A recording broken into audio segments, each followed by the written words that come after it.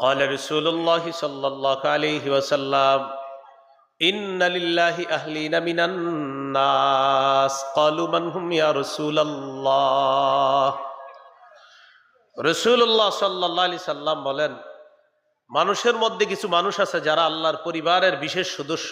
সুবহানাল্লাহ, আল্লাহর পরিবারের বিশেষ সদস্য। সাহাবীগণ প্রশ্ন করলেন, তারা কারা? নবীজি বললেন, আহলুল কুরআন হুম আহলুল্লাহি ওয়া খাসাতুহু। কোরআনওয়ালা যারা কোরআন পড়ে, কোরআন অনুযায়ী আমল করে, তারা আল্লাহর পরিবারের সদস্য এবং বিশেষ শ্রেণীর অন্তর্ভুক্ত হয়ে যায়। এই জন্য কোরআন পড়া। আল্লাহ আমাদেরকে বেশি বেশি কোরআন তেলাওয়াত করার তৌফিক দান করেন। বলছিলাম 3 নাম্বার রমজানের কাজ হলো কোরআন তেলাওয়াত করা, 4 নাম্বার কাজ তেলাওয়াত করা। 3 নাম্বার ছিল তারাবি পড়া, 4 নাম্বার কোরআন তেলাওয়াত করা। সহিহ বুখারীর বর্ণনা 5011 নম্বর হাদিস।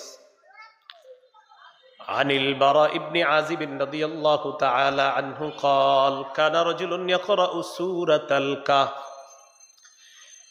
এক সাহাবী সূরা কাহফ তেলাওয়াত করতেছিলেন। ফাতাগাশাতহু সাহাবা, আকাশের মেঘখণ্ড তার বাড়ির উপরে উপস্থিত হয়ে গেছে।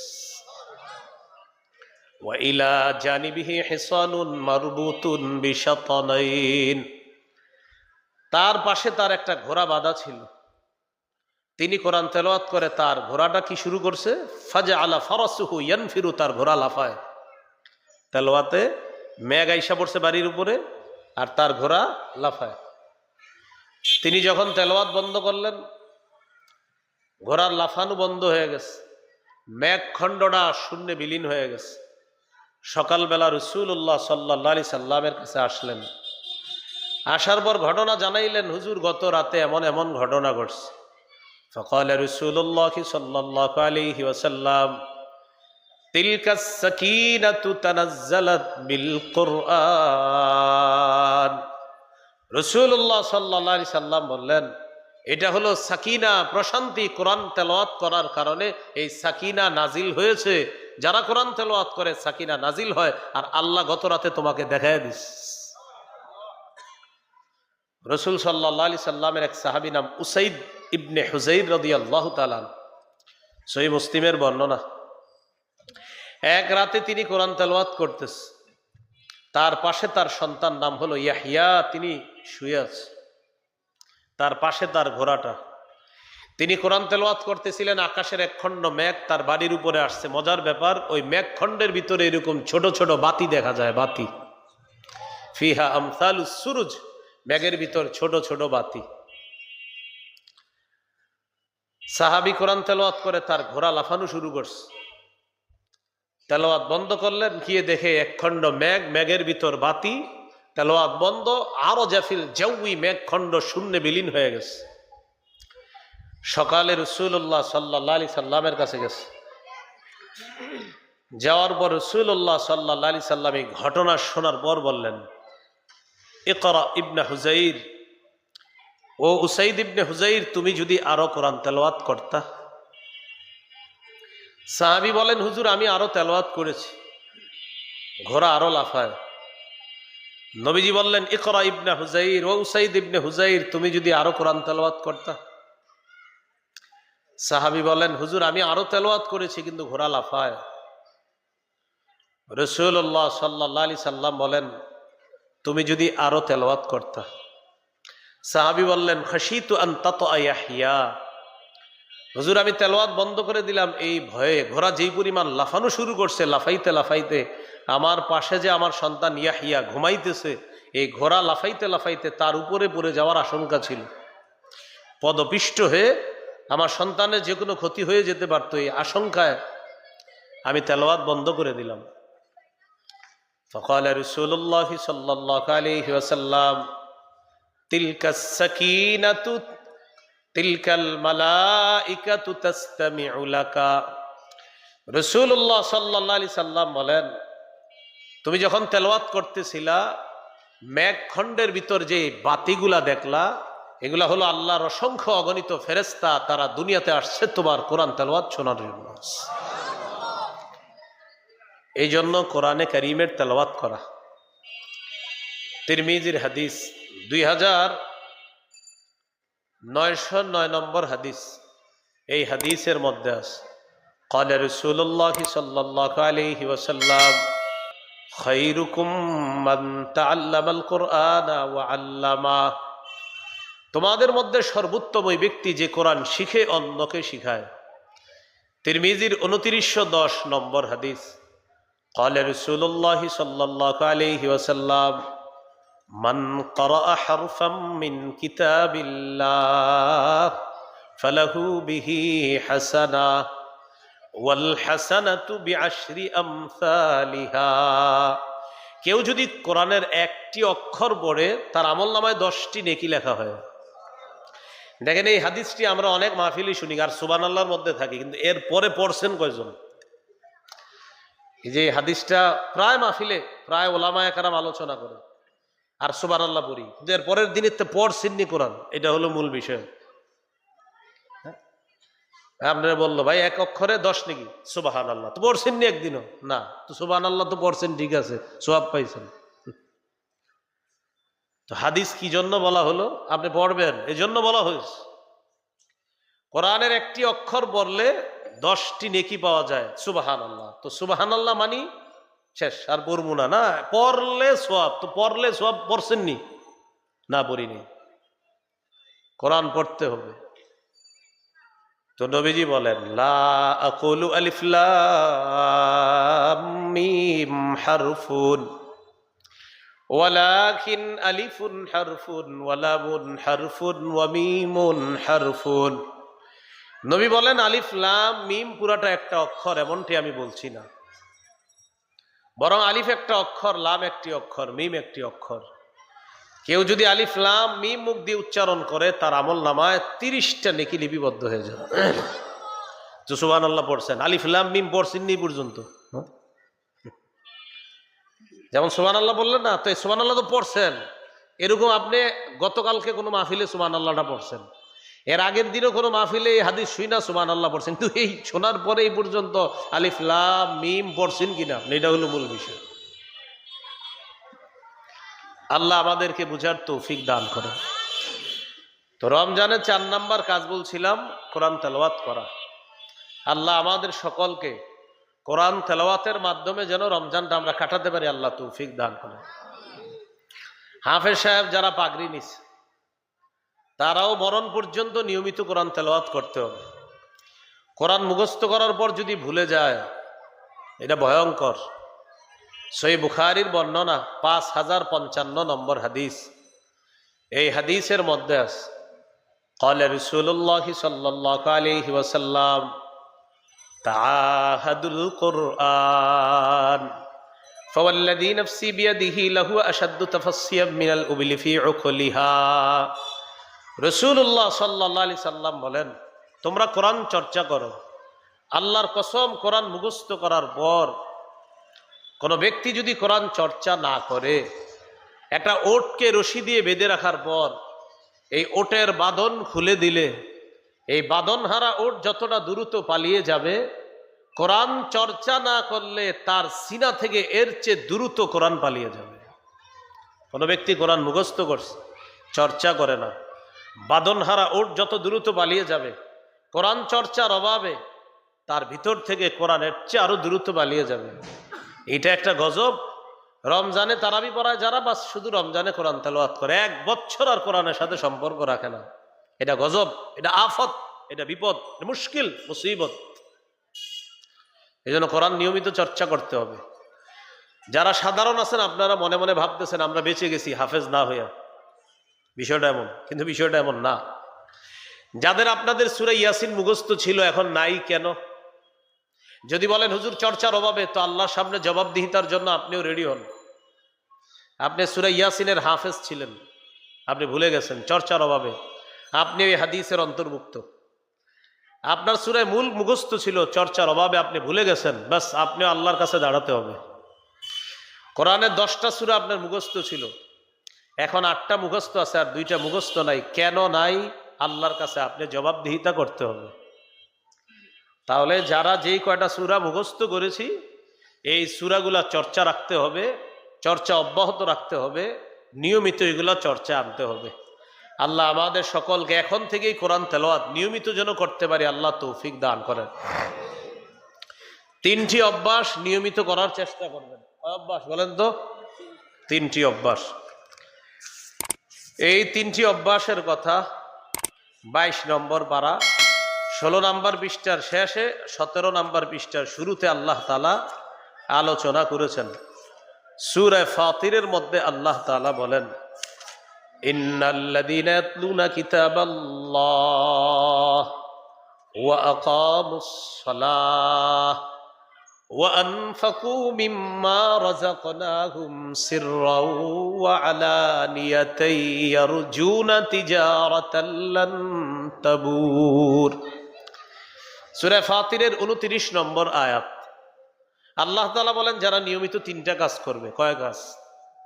ইন্নাল্লাযীনা ইয়াতলুনা কিতাবাল্লাহ, যারা আল্লাহর কোরআন তেলাওয়াত করবে, ওয়া আকামুস সালাহ, নামাজ কায়েম করবে। 3 নাম্বার, ওয়া আনফাকু মিম্মা রাযাকনাহুম সিররাও ওয়া আলানিয়া, যারা আমার দেওয়া রিজিক থেকে গোপনে প্রকাশ্যে দান করবে।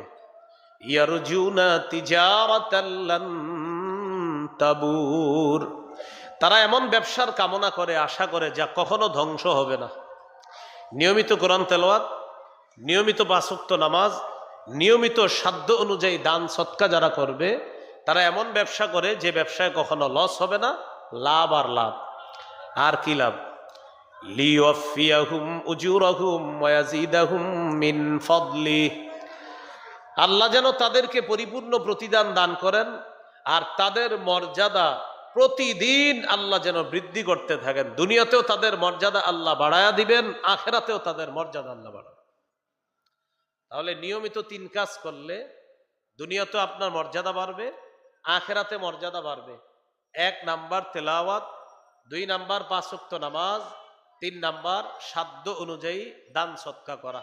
আল্লাহ তাআলা তৌফিক দান করেন।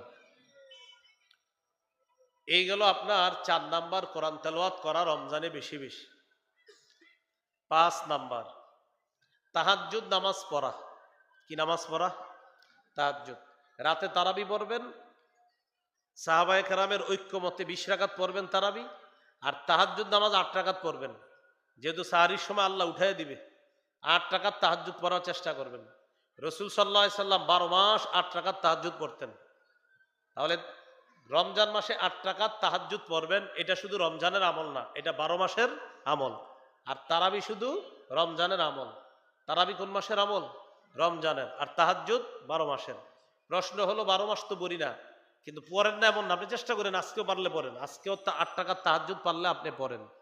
হ্যাঁ, রমজান মাসে আপনি 8 রাকাত তাহাজ্জুদ পড়বেন। কেন?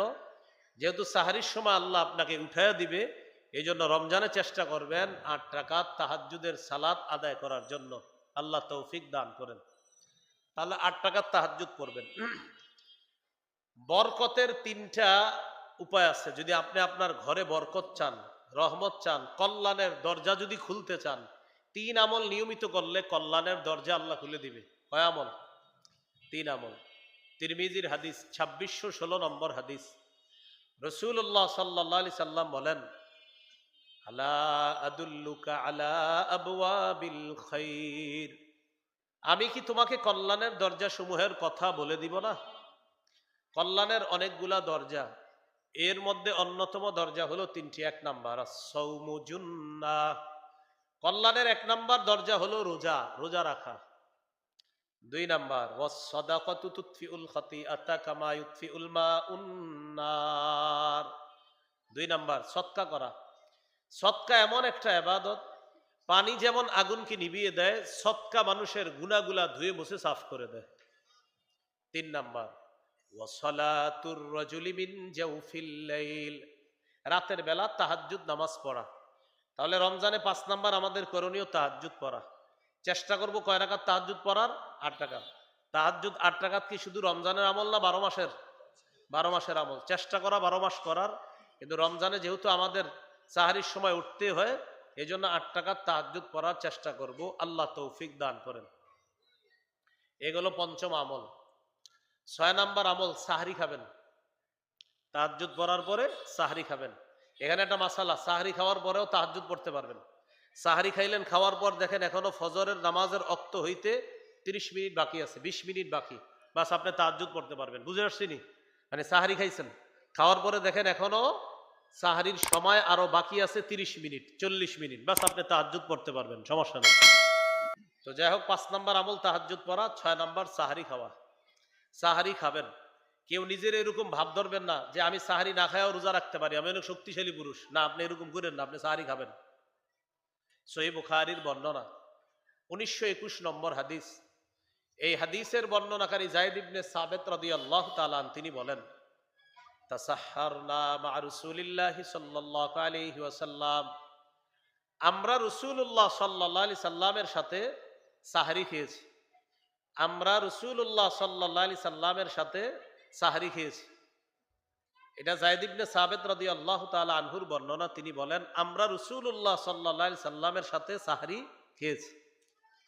সহিহ বুখারীর 1923 নম্বর হাদিসের বর্ণনা, ক্বালা রাসূলুল্লাহ সাল্লাল্লাহু আলাইহি ওয়াসাল্লাম তাসাহহারু ফাইন্না ফিস সাহুরি বারাকাতান। নবীজি বলেন, তোমরা সাহরি খাও, সাহরির মধ্যে বরকত আছে। সহিহ ইবনে হিব্বানের হাদিস, ইন্নাল্লাহা ওয়া মালাইকাতাহু ইউসাল্লুনা আলাল মুতাসাহহিরিন। যারা সাহরি খায় তাদের উপর আল্লাহ রহমত নাজিল করেন। সাহরি যারা খায় তাদের জন্য ফেরেশতারা আল্লাহর কাছে বলে, আল্লাহ সাহরি খাইতেছে, এরা মাফ করেন, মাফ করেন, মাফ করেন। তাহলে সাহরি খেতে হবে। সাহরির মধ্যে খেজুর খাওয়া, প্রতিদিন খাবেন। ইলিশ মাছ, গরুর গোশত টোস্ত যাই খান, সাথে খেজুর রাখবেন। রাসূলুল্লাহ সাল্লাল্লাহু আলাইহি সাল্লাম বলেন, নিয়ামা সাহুরুল মুমিনি আত-তামার। মুমিনের সাহরিতে কতই না উত্তম খাদ্য হলো খেজুর খাওয়া।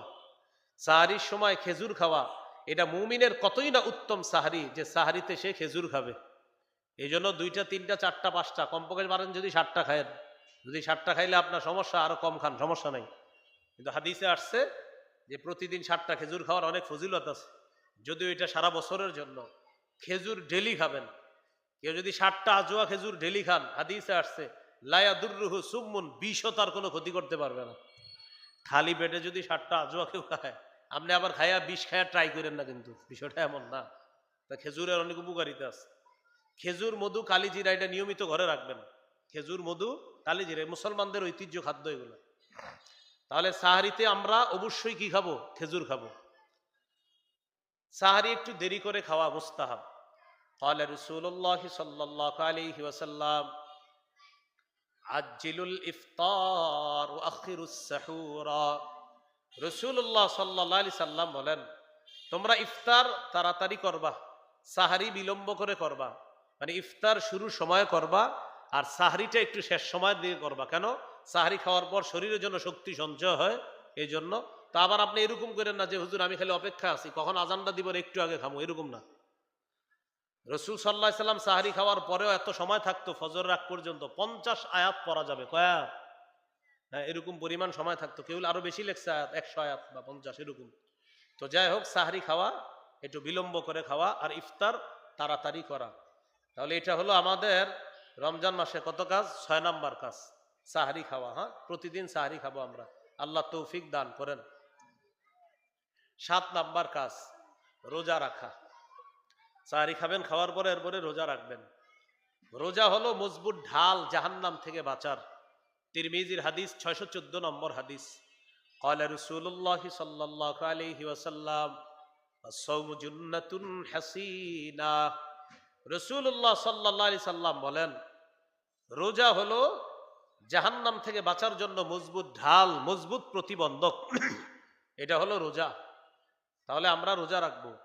قال رسول الله صلى الله عليه وسلم من صام رمضان إيمانا واحتسابا غفر له ما تقدم من ذنبه।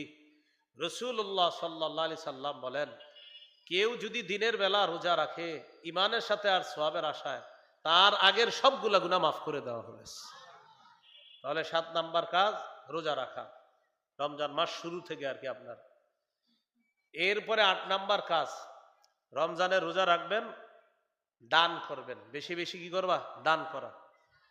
সূরা মুনাফিকুনের 10 নম্বর আয়াতে আল্লাহ বলেন, وأنفقوا مما رزقناكم من قبل أن يأتي أحدكم الموت। তোমরা দান করো, আমার দেয়া রিজিক থেকে তোমরা খরচ করো সেই দিন আসার পূর্বে, তোমাদের কাছে যেদিন মৃত্যু এসে যাবে, তোমাদের কারো কাছে মৃত্যু আসার আগে তোমরা আমার দেয়া রিজিক থেকে খরচ করো, দান করো।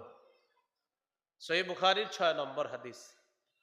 কানা রাসূলুল্লাহ সাল্লাল্লাহু আলাইহি ওয়াসাল্লাম আজওয়াদান নাস ওয়া কানা আজওয়াদা মা ইয়াকুনু ফি রমাদান হিনা ইয়ালকাহু জিবরিল আলাইহিস সালাতু ওয়াস সালাম। রাসূলুল্লাহ সাল্লাল্লাহু আলাইহি সাল্লাম এই পৃথিবীর যত মানুষ আছে সবার মাঝে সবচেয়ে শ্রেষ্ঠ দানশীল ছিলেন মুহাম্মদুর রাসূলুল্লাহ সাল্লাল্লাহু আলাইহি সাল্লাম। রমজান মাস আসলে নবীজির দান করার মাত্রা আরো বেড়ে যাইত, প্রচুর পরিমাণ দান করতেন। তাহলে রমজান মাসে বেশি বেশি দান করা, এমনি তো করা, রমজানে বেশি দান করা, এগুলো 8 নাম্বার কাজ। 9 নাম্বার, বেশি বেশি নফল ইবাদত করা, যত পারেন নফল ইবাদত করা। আবু দাউদের হাদিস 864 নম্বর হাদিস। এই হাদিসের মধ্যে আসছে قال رسول الله صلى الله عليه وسلم إن أول ما يحاسب الناس به يوم القيامة من أعمالهم الصلاة। রাসূলুল্লাহ সাল্লাল্লাহু আলাইহি সাল্লাম বলেন, কিয়ামতের ময়দানে মানুষের আমলের মধ্যে সর্বপ্রথম হিসাব হবে নামাজের হিসাব। তো নামাজের হিসাব যখন হবে, হিসাবটা এইভাবে হবে, আল্লাহ তাআলা ফেরেশতাদেরকে বলবেন, ইয়াকুলু রাব্বুনা লিমালাইকাতিহি। তো যাই হোক, প্রথমে হিসাব হবে। হিসাবটা কিভাবে হবে? ফাইন কানাত তাম্মা কুতিবাত লাহু তাম্মা। যদি সে নামাজ পরিপূর্ণভাবে আদায় করে থাকে তাহলে সওয়াবটাও হবে পরিপূর্ণ সওয়াব। সুবহানাল্লাহ। পরিপূর্ণ হলে আমল নামায় পরিপূর্ণ লেখা হবে। আর যদি একটু কম হয়, ওয়া ইন ইনতাকাসা মিনহা শাইআ, ওয়া ইন কানা ইনতাকাসা মিনহা শাইআ, আর যদি ফরজ ইবাদত গুলার মধ্যে একটু ঘাটতি থাকে, ইয়াকুলু রাব্বুনা তাবারাকা ওয়া তাআলা লিমালাইকাতিহি ওয়া হুয়া আ'লাম। আল্লাহ তাআলা তার ফেরেশতাদেরকে বলবেন, আল্লাহ যদিও সবচেয়ে বেশি জানেন, এরপরে আল্লাহ ফেরেশতাদেরকে বলবেন, উনজুরু ফি সলাতি আব্দি। ও ফেরেশতারা, আমার বান্দার নামাজগুলোর মধ্যে একটু দেখো তো তোমরা। ফাহাল্লি আব্দি মিন সালাত, আমার বান্দার নামাজের মধ্যে দেখো তো ফাহাল্লাহু মিন তাতাব্বু, নফল ইবাদত আছে কিনা একটু দেখো। ফাইন কানা লাহু তাতাব্বুন, আমার বান্দার যদি নফল ইবাদত থেকে থাকে তোমরা এক কাজ করো, আতিম্মু ফরিদাতাহু মিন তাতাব্বুইহি, আমার বান্দার ফরজে একটু ঘাটতি থাকলে তার নফলগুলা দিয়া ফরজের ঘাটতিটা তোমরা পূরণ করে দাও। ফরজের ঘাটতি কি করে দাও? পূরণ করে দাও। এইভাবে তুখাজুল আমাল আলা যালিকা, এইভাবে আমলগুলার গ্রহণ করা হবে, একটা দিয়ে আরেকটার ঘাটতি পূরণ করা হবে, একটা দিয়ে আরেকটার ঘাটতি কি করা হবে? পূরণ করা হবে। আল্লাহ আমাদেরকে কথাগুলা বোঝার তৌফিক দান করেন। এইভাবে আমলের ঘাটতি পূরণ করা হবে। তাহলে নফল ইবাদত বেশি বেশি করা, রমজান মাসে নফল ইবাদত বেশি বেশি করবো তো ইনশাআল্লাহ। এ হলো 9 নাম্বার কাজ। 10 নাম্বার, ভালো কাজ করা, ভালো কথা বলা, ভালো কাজ করা, ভালো যা করবেন সব ভালো কাজ করবেন, তথা নেক কাজ যত বেশি বেশি করা যায়।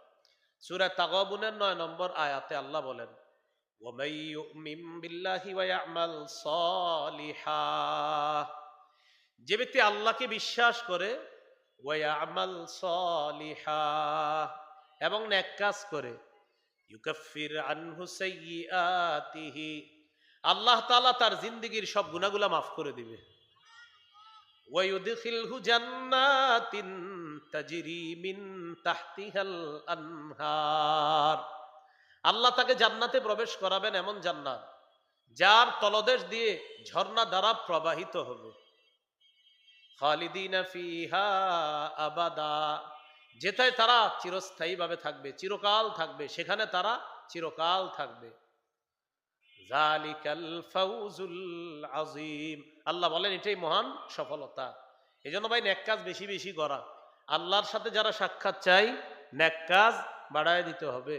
সূরা কাহাফের 110 নম্বর আয়াতে আল্লাহ বলেন, ফামান কানা ইয়ারজু লিকা রাব্বিহি ফালইআমাল আমালান সালিহা ওয়ালা ইউশরিক বিইবাদাতি রাব্বিহি আহাদা। যে ব্যক্তি তার রবের সাক্ষাৎ কামনা করে সেজন্য নেক কাজ করে, আর রবের ইবাদতে যেন শিরিক না করে। এটা মনে রাখবো, আমরা নেক কাজ করব আর ওই ইবাদতে কাউকে কি করব না, শরিক করব না। এই বিষয়টা খুব মাথায় রাখা। শিরিক করার নিয়ত ভুলেও করা যাবে না। আল্লাহ হেফাজত করেন। হ্যাঁ, শিরিক করা যাবে না। তো নেক কাজ করা আর কি করা যাবে না, শিরিক করা যাবে না। এবার আমার সাথে তিনটি কথা বলেন। বলেন, দেহ, আত্মা, ফলাফল। দেহ, আত্মা, ফলাফল। বলেন, যে কোনো বস্তুর তিনটি বিষয়ে থাকা চাই: দেহ, আত্মা, ফলাফল। আমল হলো দেহ, আবার আমল হলো দেহ। আমল নামক দেহের, বলেন, আত্মা, ইখলাস। ফলাফল, ওজনের পাল্লায় ভারী হওয়া। তাহলে আমল হলো দেহ, এই আমল নামক দেহের আত্মা হলো ইখলাস। আর ইখলাস ওয়ালা আমল যদি হয়, সেটা যদি কম হয়, ওজনের পাল্লায় ভারী হয়ে যাবে। তিরমিজির হাদিস আছে, قال رسول الله صلى الله عليه وسلم إن الله سيخلص رجلا من أمتي على رؤوس الخلائق يوم القيامة। কিয়ামতের ময়দানে আমার এক উম্মতকে আল্লাহ সমস্ত সৃষ্টির সামনে উপস্থিত করবেন। সমস্ত সৃষ্টির সামনে কি করবেন, উপস্থিত করবেন। ভাই নামাজ দাঁড়াইছে মনে হয় আশেপাশে, বাইরের মাইক বন্ধ করে দেন। বাইরের মাইক বন্ধ আছে, একটু বন্ধ করে দেন। আশেপাশে মনে হয় 8:45 জামাত দাঁড়াইছে, ঠিক না হুজুর? দূরের মাইক দুই একটা বন্ধ করে দেন। তো রাসূলুল্লাহ সাল্লাল্লাহু আলাইহি সাল্লাম বলেন, ইন্নাল্লাহা সায়ুখাল্লিসু রাজুলাম মিন উম্মতি আলা রুউসিল খালাইক ইয়াউমাল কিয়ামাহ। কিয়ামতের ময়দানে আমার উম্মতের এক ব্যক্তিকে সবার সামনে আল্লাহ উপস্থিত করবেন। করার পর তখন ফায়ানশুরু আলাইহি 99 সিজিল্লাহ, তার সামনে 99টা আমলের খাতা আল্লাহ খুলে দিবে। কয়টা? কুল্লু সিজিল্লিন মিসলু মাদ্দিল বাসর, প্রত্যেকটা আমলের খাতা দৃষ্টি যেই পরিমাণ যায় এত বড় লম্বা, বিশাল বড় বড় লম্বা। আল্লাহ তাকে দেখাবে, দেখায় বলবে, হাল তুনকিরু মিন হাদা শাইআ। এই যে গুনাহগুলা দেখো, একটা অস্বীকার করো। বড় বড় খাতা, আবার গুনাহ অনেক।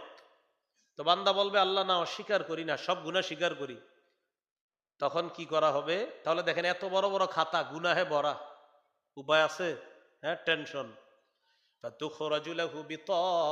ছোট্ট একটা কাগজ বের করা হবে, ফিহা আশহাদু আল্লাহ ইলাহা ইল্লাল্লাহ ওয়া আশহাদু আন্না মুহাম্মাদার রাসূলুল্লাহ। ছোট্ট কাগজের মধ্যে লেখা, পড়েন না একটু, আশহাদু আল্লাহ ইলাহা ইল্লাল্লাহ ওয়া আশহাদু আন্না মুহাম্মাদার রাসূলুল্লাহ। এটা ছোট্ট কাগজের মধ্যে লেখা।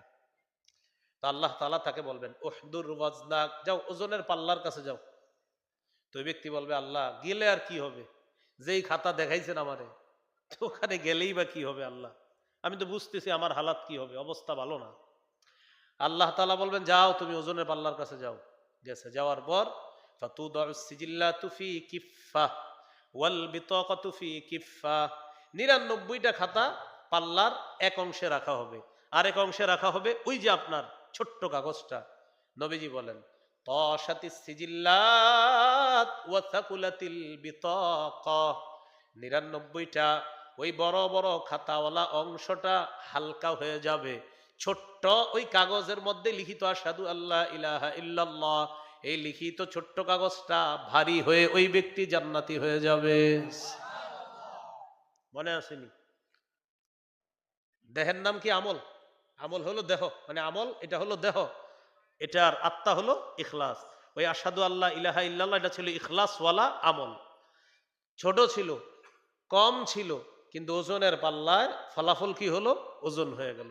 হাদিসের শেষে আছে লা ইয়াসকুলু মা ইসমিল্লাহি শাইউন। এই অনুবাদটা আমার সাথে আপনারাও করেন, বলেন আল্লাহর নামের সাথে কোনো কিছু ওজনে পারে না।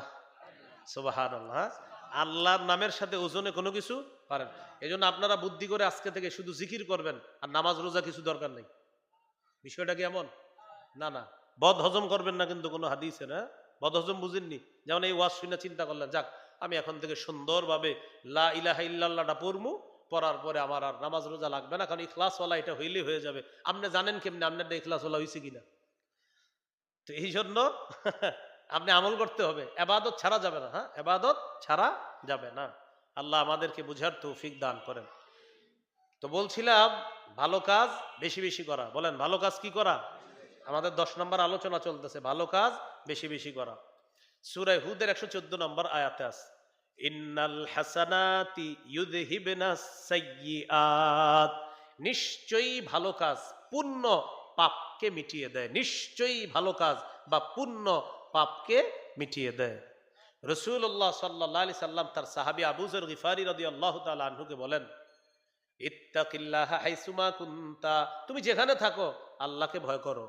ওয়া আতবিইস সাইয়্যাতাল হাসানাতা ওয়া আতবিইস সাইয়্যাতাল হাসানা তামহুহা। তুমি যদি কোনো খারাপ কাজ করো, করার সাথে সাথে একটা ভালো কাজ করে ফেলবা, তাহলে তোমার এই ভালো কাজটা খারাপ কাজটাকে মিটিয়ে দিবেন। এই হাদিস থেকে আবার উল্টাটা বুঝেন না, যে ইচ্ছা করে একটা ভালো কাজ করবেন, করার পর ইচ্ছা করে একটা খারাপ কাজ করবেন, করার পর ভালো কাজ করবেন, এমন না। এটার উদ্দেশ্য হলো, বলেন আমার সাথে, খারাপ কাজ হয়ে গেলে, বলেন প্রথম বলেন খারাপ কাজ করব না। যদি কখনো হয়ে যায় সাথে সাথে ভালো কাজ করব। তাহলে কি শিখলাম? আপনি খারাপ কাজ করলে না, বরং হলে, যে আপনার দ্বারা কোনো খারাপ কাজ হয়ে গেলে সাথে সাথে একটা ভালো কাজ করবেন। খারাপ কাজ তো আমরা করব না, কিন্তু ভালো কাজ করব। তাহলে খারাপ কাজ হবে আর ভালো কাজ করব ইনশাল্লাহ। আল্লাহ তৌফিক দান করেন। তাহলে হাদিসটা কি হলো? তোমার যদি কখনো খারাপ কাজ হয়ে যায় সাথে সাথে তুমি ভালো কাজ করবা। খারাপ কাজ করে ফেলবা এমন না, যদি কখনো খারাপ কাজ হয়ে যায় ভালো কাজ করব, তাহলে ভালো কাজটা খারাপ কাজটাকে মিটিয়ে দিবে। আল্লাহ তৌফিক দান করেন। তাহলে রমজান মাসের 10 নম্বর করণীয় বেশি বেশি ভালো কাজ করার চেষ্টা করা। আল্লাহ তৌফিক দান করেন। 11 নম্বর জিকির করা। কি করা? জিকির করা। বলেন সুবহানাল্লাহ, আলহামদুলিল্লাহ, লা ইলাহা ইল্লাল্লাহ, আল্লাহু আকবার। রাসূলুল্লাহ সাল্লাল্লাহু আলাইহি সাল্লাম বলেন আহাব্বুল কালামি ইলাল্লাহি আরবাআ।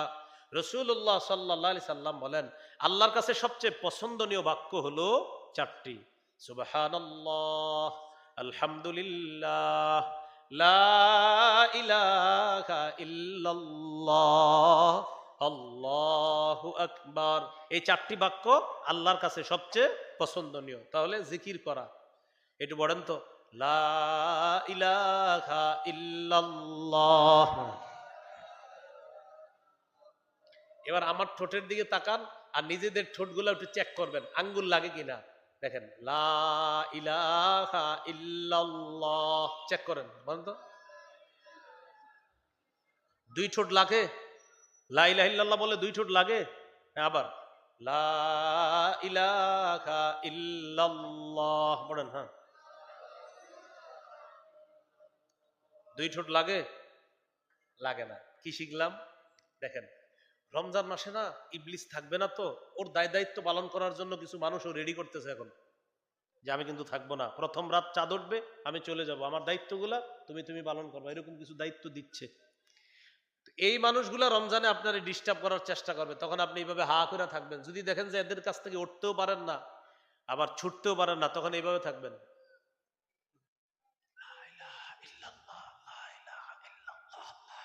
হ্যাঁ ভাববে কি এর কথা মন দিয়ে শুনতেছেন, আসলে তো আপনি ঠোঁট না লাগায়া একটা জিকির করতেছেন, লা ইলাহা ইল্লাল্লাহ, লা ইলাহা ইল্লাল্লাহ। হ্যাঁ ভাববে কি মন দিয়ে কথা শুনতেছে, আপনি এমন করবেন হ্যাঁ এভাবে ও মন দিয়ে শুনতেছে কথা, আসলে তো শুনতেছেন না। তিরমিজির 3592 নম্বর হাদিস। আপনি এই যে লা ইলাহা ইল্লাল্লাহ পড়তেছেন আর ও পেচাল পড়তেছে, রসুল বলেন ইল্লা ফুতিহাত লাহু আবওয়াবুস সামা হাত্তা তুফজিয়া ইলাল আরশ। আপনার লা ইলাহা ইল্লাল্লাহটা আল্লাহর আরশ পর্যন্ত পৌঁছার জন্য আসমানের সবগুলা দরজা খুলে দেওয়া হয়েছে। বুদ্ধিটা মনে থাকবে নি? রমজানে যদি কেউ পেচাল পারে দেখেন লা ইলাহা ইল্লাল্লাহ লা ইলাহা ইল্লাল্লাহ, হ্যাঁ তো ভাববে আপনি শুনতেছেন মন দিয়া কথা, আপনি বলবেন না বেটা তুই করতেছিস গুনাহ, আমি খুলতাছি আসমান। আল্লাহ আমাদেরকে বুঝার তৌফিক দান করেন। এটা কখন? যদি দেখেন এমন কিছু মজলিসে বইরা গেছেন, না পারতাছেন বসতে, না পারতাছেন উঠতে। যেমন আলহামদুলিল্লাহ এরকম মজলিসে আমি এড়ানোর জন্য আমি মাহফিলে কোথাও বসি না, গাড়ি থেকে নামি সরাসরি এখান থেকে আবার গাড়িতে উঠি। কোথাও আল্লাহর রহমতে সাধারণত বসি না। আমি বৈশা গেলে যদি দেখি এরকম কোনো সিপাই বইরা গেছি কখনো কোথাও, বাস হে ভাবতেছি কি হুজুর খুব গুরুত্ব দিতেছে। হ্যাঁ আপনার রাজাইরা কথা আমি গুরুত্ব দিব। আল্লাহ আমাদেরকে বুঝার তৌফিক দান করেন। হ্যাঁ এগুলো হলো অনর্থক মজলিস হারানোর কৌশল। এই যুগে অনর্থক মজলিস যত এড়িয়ে চলতে পারেন তত উপকার, তত উন্নতি। তাহলে 11 নাম্বার জিকির করা। রাসূলুল্লাহ সাল্লাল্লাহু আলাইহি সাল্লামের এক সাহাবী নবীর কাছে এসে বললেন, হুজুর আমার একটা সহজ আমল শিখাইয়া দেন, যে আমলটা করলে আমি জান্নাতে যেতে পারবো, সহজ আমল শিখাইয়া দেন। রাসূলুল্লাহ সাল্লাল্লাহু আলাইহি সাল্লাম বললেন, লা ইয়াজালু লিসানুকা রাতাবাম মিন যিকিরিল্লাহ। তোমার জিহ্বাটা যেন সদা সর্বদা আল্লাহর জিকিরে তরুতাজা থাকে, এই অবস্থায় যেন তোমার মৃত্যু হয়। 12 নাম্বার, রমজানে বেশি বেশি দোয়া করবেন। বেশি বেশি কি করবেন? দোয়া করবেন। বলেন আল্লাহুম্মা ইন্নী আসআলুকাল জান্নাহ ওয়া আউযু বিকা মিনান নার। আল্লাহুম্মা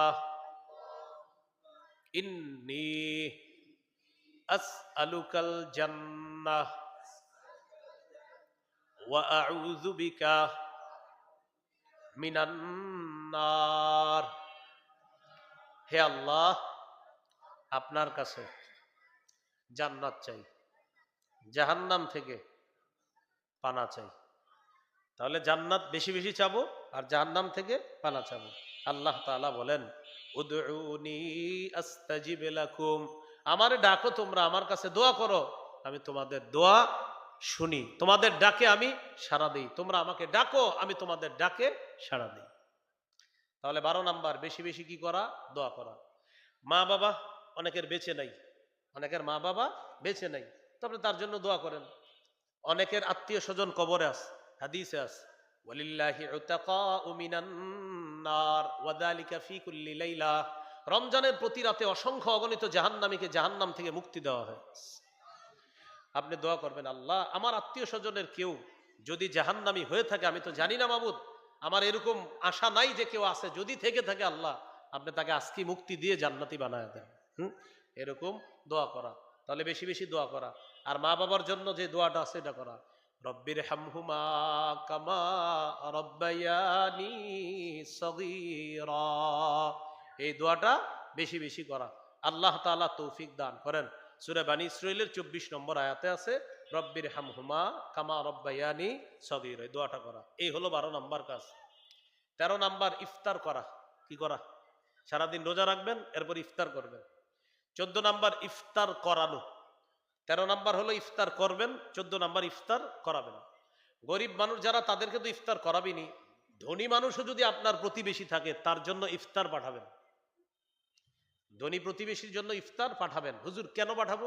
রোজাদারকে ইফতার করানোর ফজিলত কামাই করার জন্য প্রতিবেশী ধনী হলেও তার কাছে ইফতার পাঠাবেন, কারণ ওই রোজাদারকে ইফতার করানোর ফজিলতটা আপনার দরকার আছে, এই জন্য পাঠাবেন। তাহলে 13 নাম্বার ইফতার করা, 14 নাম্বার ইফতার করানো। 15 নাম্বার ইফতারের সময় দোয়া করবেন। তিরমিজির হাদিস 3598 নম্বর হাদিস, ক্বালা রাসূলুল্লাহ সাল্লাল্লাহু আলাইহি ওয়াসাল্লাম সালাসাতুন লা তুরাদ্দু দাওয়াতুহুম, 3 ব্যক্তির দোয়া ফিরিয়ে দেওয়া হয় না। আস-সাইমু হাত্তা ইফতিরা, রোজাদার যখন আল্লাহর কাছে দোয়া করে ইফতার সামনে নিয়ে, তার দোয়া ফিরিয়ে দেওয়া হয় না। সুবহানাল্লাহ। 2 নাম্বার ওয়াল ইমামুল আদিল, ন্যায়পরায়ণ শাসক যে, তার দোয়া ফিরিয়ে দেওয়া হয় না। ন্যায়পরায়ণ পুরুষ শাসক, মহিলা শাসক না, ন্যায়পরায়ণ পুরুষ শাসকের দোয়া ফিরিয়ে দেওয়া হয় না। মহিলা মানে মহিলা কোনো শাসক হতেই পারে না। মহিলা এটা শাসক না, এটা হতে পারে না, এটা আমাদের উপর চাপিয়ে দেওয়া। যে আমেরিকা 47 জন প্রেসিডেন্ট পরিবর্তন করছে, একটাও মহিলা বসায় নাই। এরা গোলাম বানানোর জন্য বিভিন্ন দেশে মহিলা বসায় দেয় তাদের।